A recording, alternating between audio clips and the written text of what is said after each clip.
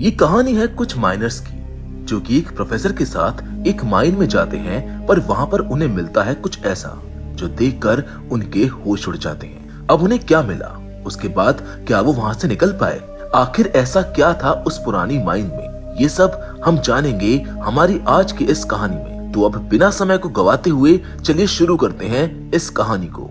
Hollywood silver screen presenting the dark deep. कहानी की शुरुआत 1856 से होती है, जहां पर कुछ माइनर्स कोल माइन में काम कर रहे होते हैं। तभी अचानक उन लोगों के पास मौजूद एक बर्ड की डेथ हो जाती है, जिससे सभी को लगता है कि शायद माइन के अंदर कोई जहरीली गैस है। इस बात का पता लगाने के लिए वो लोग एक आदमी को माइन के अंदर भेजते हैं। वो आदमी जब अंदर जाता है तो शुरुआत में तो उसको सब कुछ ठीक लगता है, पर तभी अचानक से उसे किसी का हाथ दिखाई देता है, जिससे वो काफी ज्यादा घबरा जाता है क्योंकि वो हाथ किसी इंसान का नहीं था। ये सब देखकर वो तुरंत वहां से निकलने की कोशिश करता है, पर उसी वक्त वहां पर एक बहुत बड़ा एक्सप्लोजन हो जाता है। यहाँ से ये कहानी 1983 मैरोक में शिफ्ट हो जाती है, जहाँ पर अमीर और उसका दोस्त एक जगह जॉब के लिए जा रहे होते हैं। ये जॉब असल में फ्रांस कोल माइंस में काम करने की थी, जिसमें सभी वर्कर्स को रहने के लिए जगह और सैलरी में 44 फ्रैंक्स भी दिए जाएंगे। अमीर को इस जॉब की काफी जरूरत होती है, इसी वजह से वो किसी भी तरह उसमें सिलेक्ट होना चाहता था। खैर कुछ देर बाद वर्कर्स का सिलेक्शन शुरू होता है, जिसमें अमित और उसका दोस्त रिजेक्ट हो जाते हैं। पर अब क्योंकि आमिर वो जॉब पाने के लिए काफी डेस्परेट था, इसी वजह से वो रिक्रूटर से स्टैम्प छीनकर खुद को ग्रीन मार्क कर लेता है। यहाँ पर सभी को लगता है कि अब तो आमिर को कभी भी सिलेक्ट नहीं किया जाएगा, पर रिक्रूटर तो उसकी इस हरकत से इम्प्रेस हो जाता है और उसको भी सिलेक्ट कर लेता है। इसके बाद हम फ्रांस की कोल माइंस को देखते हैं, जहाँ पर प्रोफेसर बर्थर प्रोफेसर फॉजियर से मिलने के लिए आते हैं। वो प्रोफेसर फॉजियर को 1000 मीटर्स की गहराई तक खुदाई करवाने के लिए कहते हैं, जिस पर प्रोफेसर फॉजियर कहते हैं कि इसमें अभी 2 वीक्स का समय लगेगा, जिस पर प्रोफेसर बर्थर उसको बहुत से और पैसे देता है ताकि काम और भी जल्दी हो सके।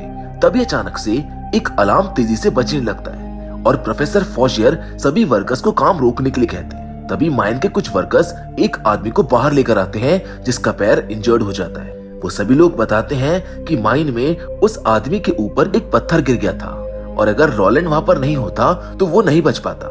ये सब देखकर प्रोफेसर बर्थियर कहते हैं कि वो रोलैंड को भी अपने साथ लेकर जाएंगे। असल में प्रोफेसर बर्थियर को उस माइन में एक सैंपल कलेक्ट करने के लिए जाना था और उनके साथ जाने के लिए ही आमिर और उसके साथ वाले लोगों को सिलेक्ट किया गया था।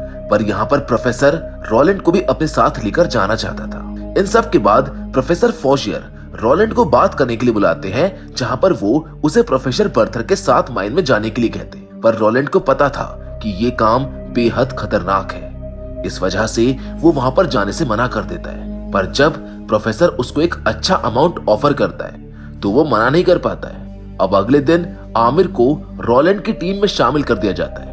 वहां रोलैंड उसको अपनी टीम के बाकी मेंबर से इंट्रोड्यूस करवाता है। उसकी टीम में रोलैंड और आमिर को छोड़कर 4 और मेंबर्स होते हैं, सैंटिनी, पोलो, मिगुएल और लुइस। वो सभी कुछ दिन साथ काम करते हैं, जिसके बाद उनका प्रोफेसर बर्थियर के साथ जाने वाला दिन आ जाता है। रोलैंड सभी को उनकी बात मानने के लिए कहता है और वो लोग माइन में जाना शुरू करते हैं। जब वो थोड़ा अंदर जाते हैं तब प्रोफेसर वहां के मिट्टी को चेक करते हैं। वो कहते हैं कि वो लोग बिल्कुल सही जगह पर आए हैं। इसके बाद वो उनको एक जगह डायनामाइट लगाने के लिए कहते हैं और जब वहां पर ब्लास्ट होता है तो वो देखते हैं कि अंदर एक गुफा है, पर उसमें जाना रोलैंड और सभी को काफी खतरनाक लग रहा होता है। पर प्रोफेसर उन्हें जबरदस्ती उसके साथ चलने के लिए कहता है। ये सब सुनकर रोलैंड को गुस्सा आ जाता है और वो प्रोफेसर को खुद सबसे पहले माइन के अंदर जाने के लिए कहता है, जिसके बाद वो सभी लोग एक एक करके उसके अंदर आ जाते हैं। अंदर एक बड़ी खदान होती है। तभी रोलैंड सभी को the miners of Saint Louis के बारे में बताते हैं। वो कहता है कि ये लोग वो लोग थे जो यहाँ से लगभग 100 मीटर की दूरी पर एक माइन में खुदाई कर रहे थे, पर अचानक कुछ हुआ और उनमें से 30 लोग वहीं अंदर माइन में फंस गए और उनको निकालने का कोई और रास्ता नहीं था। इस वजह से उन्हें वहीं पर जिंदा दफन कर दिया गया। अब ये कहानी सच है ये तो नहीं पता, लेकिन यही वजह थी कि रोलैंड को वो जगह खतरे से खाली नहीं लग रही थी। तभी अचानक से रोलैंड को प्रोफेसर कहीं नजर नहीं आते, वो जैसे वहां से गायब हो गए हो। इसीलिए रोलैंड सभी को उसको ढूंढने के लिए कहता है, क्योंकि अगर वो मर गया तो उन्हें कोई भी पैसे नहीं मिलेंगे। इसके बाद वो लोग दो टीम से बट जाते हैं क्योंकि वहां पर दो रास्ते थे। एक टीम थी लुइस और सैंटिनी की, जबकि दूसरी टीम थी रोलैंड और माइकल की। ये देखकर आमिर उससे पूछता है कि आखिर वो किसकी टीम में जाएगा, जिस पर रोलैंड उसे अपने अकॉर्डिंग एक टीम सिलेक्ट करने के लिए कहता है। जिसके बाद आमिर सैंटिनी और लुइस के साथ जाने का फैसला करता है। कुछ दूर जाने पर उन्हें एक कंकाल मिलता है जिसके पास एक अजीब सी चीज होती है। अब लुइस को ये लगता है कि ये कीमती होगी, इसीलिए वो उसको अपने पास रख लेता है। तभी आमिर को दीवार पर एक मैसेज लिखा दिखाई देता है जिसमें लिखा होता है कि वो अभी सो रहा है, पर मैं अब भी उसकी बात सुन पा रहा हूँ। वो अंधेरे में है और वापस जरूर आएगा।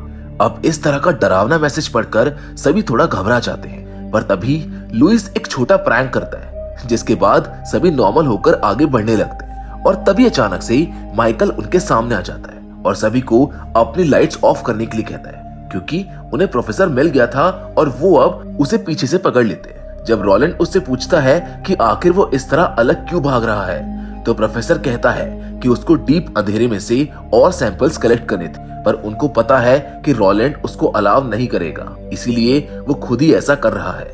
ये सब सुनकर रोलैंड कहता है कि ऐसा इसलिए है क्योंकि वहां पर काफी खतरा नजर आ रहा है, पर प्रोफेसर कहता है कि उसको तो बस वहां पर सैंपल कलेक्ट करना है, उसके बाद वो वहां से चला जाएगा। खैर, इसके बाद प्रोफेसर उन लोगों को दीवार पर डायनामाइट से एक ब्लास्ट करने के लिए कहता है, जिसके उस तरफ उन्हें बहुत से पत्थर मिलते हैं जिन पर पुरानी भाषा में कुछ चीजें लिखी हुई थी। ये सब देखकर आमिर प्रोफेसर से पूछता है कि आखिर उन पर क्या लिखा हुआ है। वही रोलैंड को वहां पर खुदाई के औजारों के निशान दिखाई देते हैं, जो देखकर उसे वहां पर समझ आ जाता है कि जरूर वहां पहले भी खुदाई करने की कोशिश की गई है। तभी अचानक लुइस को एक दूसरा रास्ता मिलता है जिसे सभी लोग फॉलो करते हुए एक रूम में पहुंच जाते हैं, पर वहां का नजारा देखकर सभी के होश उड़ जाते हैं क्योंकि वहां पर बहुत से लोगों के स्केलेटन्स पड़े हुए थे।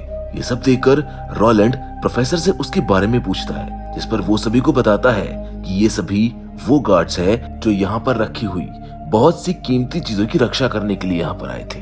तभी कुछ दूरी पर उन्हें एक कॉफिन दिखाई देता है जिस पर काफी अजीब सा डिजाइन बना हुआ था। वो देखकर प्रोफेसर कहता है कि यही वो कीमती चीज है जिसे ये लोग प्रोटेक्ट कर रहे थे। अब प्रोफेसर उस कॉफिन की पिक्स क्लिक करने लगता है, बाकी लोग बाहर उसका वेट करने लगते हैं। उसी वक्त अचानक उस जगह की दीवार ढहने लगती है जिसमें सैंटनी घायल हो जाता है और उसका एक पैर टूट जाता है। और वो लोग उसको बाहर निकालने के लिए एक स्ट्रेचर बनाते हैं, पर तभी वो सभी देखते हैं कि बाहर जाने का रास्ता ब्लॉक हो चुका है। ये देखकर मिगुएल कहता है कि इस आवाज को जरूर बाहर किसी ने तो सुना होगा। तभी पोलो उन सभी को बताता है कि इस वक्त उनके अलावा इस माइन में और कोई नहीं है। ये सब सुनकर रोलैंड प्रोफेसर के ऊपर गुस्सा करता है क्योंकि उसको लगता है कि वो जानबूझकर उनको वहां पर फंसाने के लिए लाया था। खैर, अब माइकल उसको शांत करता है। वो कहता है कि the miners of Saint Louis भी तो उस माइन से आते जाते होंगे, जिसका मतलब ये है कि यहाँ पर कोई ना कोई रास्ता जरूर होगा। इन सब के बाद रोलैंड पोलो, लुइस और आमिर को रास्ता ढूंढने के लिए भेज देता है। जब वो लोग जाते हैं तो आमिर दिखता है कि लुइस और पोलो उस कॉफिन के पास जा रहे हैं। वो उसके पीछे जाता है, लेकिन लुइस उसको धमकाते हुए रोलैंड को कुछ भी ना कहने के लिए कहता है। खैर, वो लोग मिलकर उस कॉफिन को खोलने की कोशिश करने लगते हैं, पर तभी आमिर को वो चीज याद आती है जो उन्हें पहले स्केलेटन के पास मिली थी, और वो उस पत्थर को लाकर उस कॉफिन पर लगा देता है, जिससे वो खुल जाता है। कॉफिन के अंदर बहुत से नायाब हीरे होते हैं, जिसको देखकर लुइस और पोलो उनको अपने पास रख लेते हैं और आमिर को किसी को भी कुछ ना बताने के लिए कहते हैं। इसके बाद वो लोग वहां पर खड़े होकर स्केलेटन्स पर टॉयलेट करने लगते हैं। तभी अचानक पोलो और लुइस को कुछ ऐसा दिखाई देता है जिससे वो बेहद घबरा जाते हैं। ये सब कुछ बाहर खड़ा आमिर भी सुन रहा होता है, इसलिए वो सभी वापस भागते हैं, जो रोलैंड और माइकल के पास पहुंच जाते हैं। वो उन्हें सब बता ही रहा होता है कि तभी अचानक एक भयंकर हाथ आता है और वो पोलो को अपने साथ खींचकर ले जाता है। वो लोग उसको बचाने की कोशिश करते हैं, पर वो भयानक चीज बहुत तेजी से पोलो को दूर ले जाती है, जिसके पीछे जाने पर उन्हें बहुत सा खून दिखाई देता है और कुछ देर बाद ही उन्हें पोलो भी मिल जाता है, जो अब एक लाश बन चुका था। ये सब देखकर सभी बहुत घबरा जाते हैं और अब रोलैंड प्रोफेसर बर्थियर से पूछता है कि आखिर ये सब क्या हो रहा है, जिस पर वो बताता है कि असल में ये एक प्राचीन क्रिएचर है जिसको यहाँ पर कैद किया गया था और पुराने लोग उसके लिए सैक्रिफाइसेस दिया करते थे। वो उनको ये भी बताता है कि असल में ये माइन एक पुराना प्रिजन है। ये सब सुनकर वो लोग फैसला करते हैं कि अब उनको जल्द से जल्द वहां से निकलने का रास्ता ढूंढना ही होगा।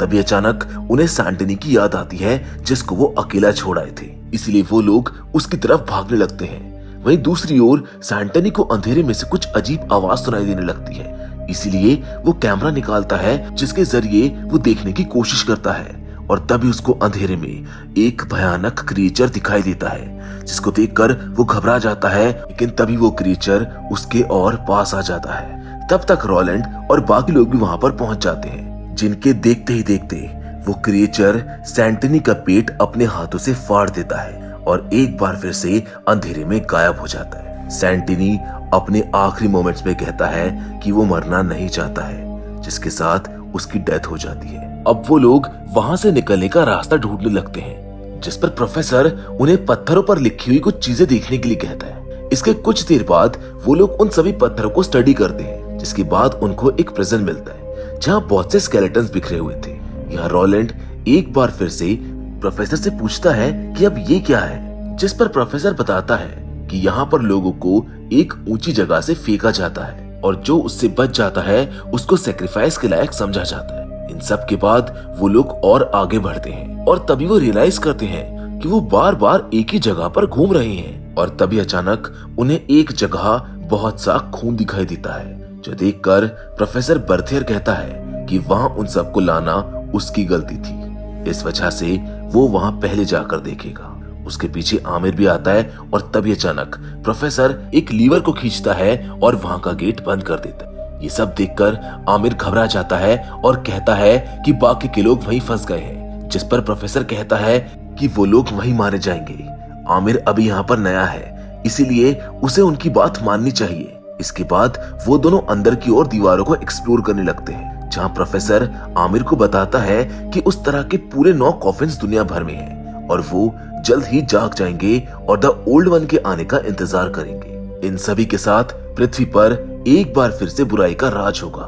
तभी अचानक वहां पर पड़े एक घोड़े में आमिर को कुछ हलचल होती हुई दिखाई देती है और देखते ही देखते उस घोड़े के पेट को फाड़कर वो मॉन्स्टर उन दोनों के सामने आ जाता है। उसको देखकर प्रोफेसर बर्थियर आमिर को चुप खड़ा रहने के लिए कहते हैं, जिसके बाद वो मॉन्स्टर की तारीफ करने लगते हैं। वो उसको देवता कहकर बुलाते हैं। तभी मॉन्स्टर प्रोफेसर के पास आता है और उसे एक हक कर लेता है और देखते ही देखते वो उसको दबाने लगता है, जिसको देखकर आमिर वहां से भागने लगता है, जबकि वो क्रिएचर प्रोफेसर को मार डालता है। पर तभी उस वक्त जब वो क्रिएचर आमिर पर अटैक करने वाला था, तब रोलैंड वो गेट खोल लेता है और आमिर को बचा लेता है। अब वो लोग उस मॉन्स्टर को रास्ते के उस तरफ बंद कर देते हैं। प्रोफेसर के मरने से वो सभी बहुत घबरा जाते हैं, पर आमिर कहता है कि वो उन सबको अब भी वहां से बाहर निकाल सकता है। जिसके बाद सभी उसके पीछे जाने लगते हैं, क्योंकि वो प्रोफेसर की डायरी में से वॉल पर लिखे हुए मैसेजेस को डिकोड कर रहा था और सभी को आगे ले जा रहा था।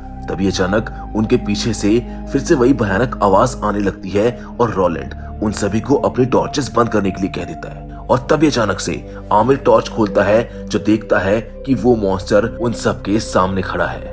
तभी माइकल मॉन्स्टर के ऊपर अटैक करने के लिए बढ़ता है, पर वो मॉन्स्टर उसको वहीं पर मार देता है। ये सब देखकर रोलैंड आमिर को भागने के लिए कहता है और खुद लुइस को बचाने के लिए जाता है, जिसे वो मॉन्स्टर खींचकर ले जा रहा होता है। आमिर भागते हुए दूसरी ओर आ जाता है और तभी रोलैंड भी उसके पीछे आ जाता है। उससे कहता है कि वो उन्हें किसी भी हालत में वहां से बाहर निकाल कर रहेगा, जिस पर आमिर कहता है कि उन्हें उस मॉन्स्टर को बाहर निकलने से रोकना होगा, क्योंकि अगर वो बाहर आ गया तो सभी को मार देगा।